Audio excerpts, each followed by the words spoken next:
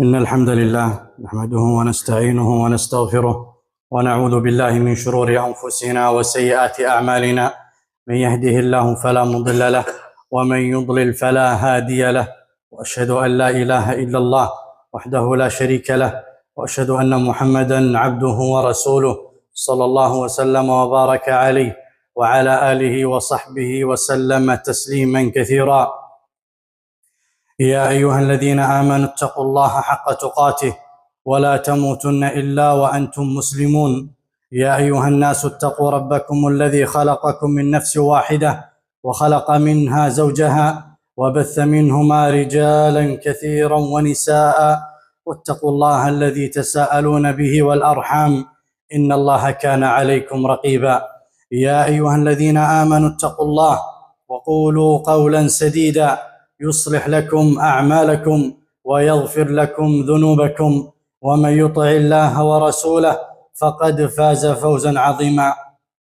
أما بعد، عباد الله، الأمة الإسلامية تعيش اليوم في تفرق واختلاف تحت عنوان جماعات وفرق وأحزاب، كل يدعو إلى نحلته ويزكي جماعته، حتى أصبح المسلم اليوم العامي في حيرة من أمره من يتبع وبمن يقتدي، وأصبح الكافر الذي يريد أن يسلم ويعرف ما هو الإسلام الصحيح فيدخل في هذا الإسلام تحت هذه الجماعات والأحزاب الفلانية، فيظن هذا الكافر عندما يدخل الإسلام يظنه أنه الإسلام الصحيح الذي سمع عنه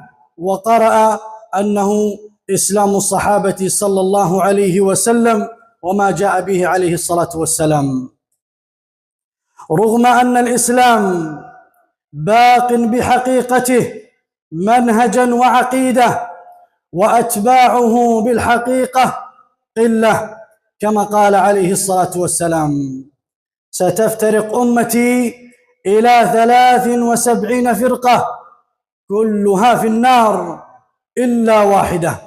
قال الصحابة: من هم يا رسول الله؟ قال عليه الصلاة والسلام: بمثل ما أنا عليه اليوم وأصحابي. وقال عليه الصلاة والسلام: اسمع، قال عليه الصلاة والسلام: لا تزال طائفة من أمتي على الحق ظاهرين، لا يضرهم من خذلهم ولا من خالفهم حتى يأتي أمر الله وهم على ذلك. اللهم اجعلنا منهم.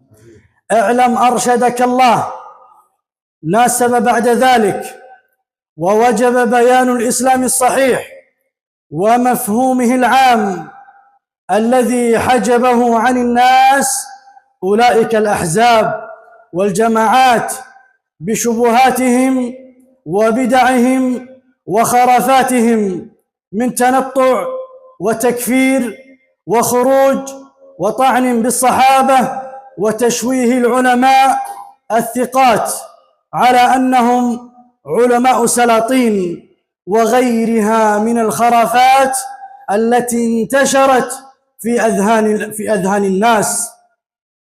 وسبب ذلك الحزب والجماعات التي روجت هذه الأفكار، مما حجب عن الناس التطلع إلى الإسلام الصحيح الصافي.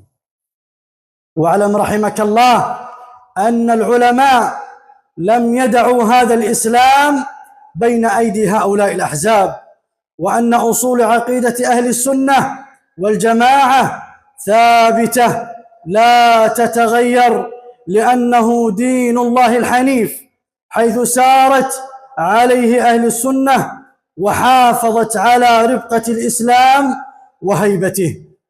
ومن أصول عقيدة أهل السنة الإيمان بالله وملائكته وكتبه ورسله واليوم الآخر وبالقدر خيره وشره. سئل عليه الصلاة والسلام ما الإيمان؟ فقال عليه الصلاة والسلام: أن تؤمن بالله وملائكته وكتبه ورسله واليوم الآخر وبالقدر خيره وشره. اعلم رحمك الله أن من أصول أهل السنة الإيمان هو قول وعمل واعتقاد يزيد بالطاعة الواحدة وينقص بالمعصية الواحدة. قال سبحانه وتعالى: هو الذي أنزل السكينة في قلوب المؤمنين ليزدادوا إيمانا مع إيمانهم. وأن من أصول أهل السنة عدم تكفير أحد من المسلمين إلا بارتكاب ناقض من نواقض الإسلام. قال عليه الصلاة والسلام: من قال لأخيه يا كافر فقد باء بها أحدهما. ومن أصول أهل السنة وجوب طاعة ولاة أمور المسلمين بشرط ما لم يأمروا بمعصية. قال سبحانه وتعالى: يا أيها الذين آمنوا أطيعوا الله وأطيعوا الرسول وأولي الأمر منكم. وقال عليه الصلاة والسلام: أوصيكم بتقوى الله والسمع والطاعة وإن تأمر عليكم عبد. وقال عليه الصلاة والسلام: من أطاع الأمير فقد أطاعني ومن عصى الأمير فقد عصاني. أقول ما سمعتم وأستغفر الله.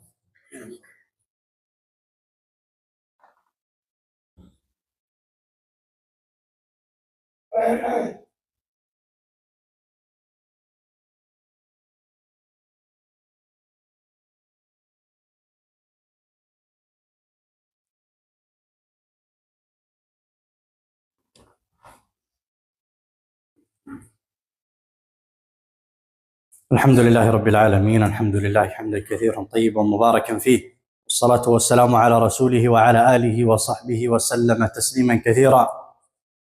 ثم أما بعد، عباد الله، اعلموا وفقكم الله أن من أصول أهل السنة تحريم الخروج على ولاة أمور المسلمين إذا ارتكبوا مخالفة دون الكفر، وهذا الأمر باتفاق علماء المسلمين أي علماء أهل السنة.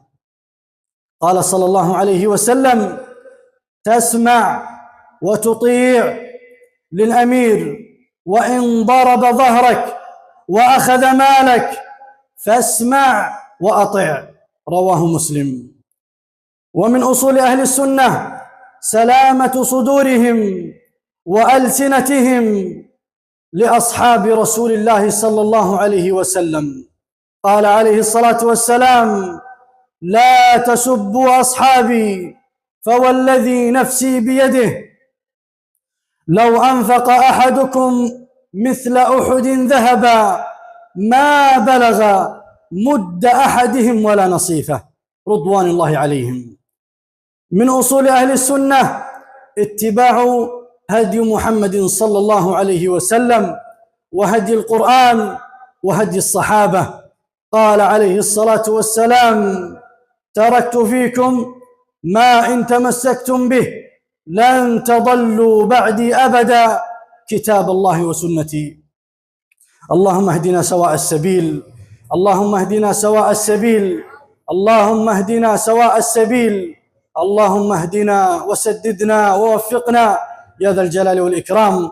اللهم حسن نياتنا، اللهم أصلح نياتنا، اللهم أخلص نياتنا، اللهم أصلح قلوبنا، اللهم أصلح أحوالنا، اللهم أصلح أحوال المسلمين، اللهم أصلح أحوال المسلمين في كل مكان يا ذا الجلال والإكرام. اللهم أصلح أحوال المسلمين في فلسطين يا حي يا قيوم. اللهم أصلح ولاة أمور المسلمين، اللهم أصلح ولاة أمورنا، اللهم أصلح بهم الرعية يا ذا الجلال والإكرام.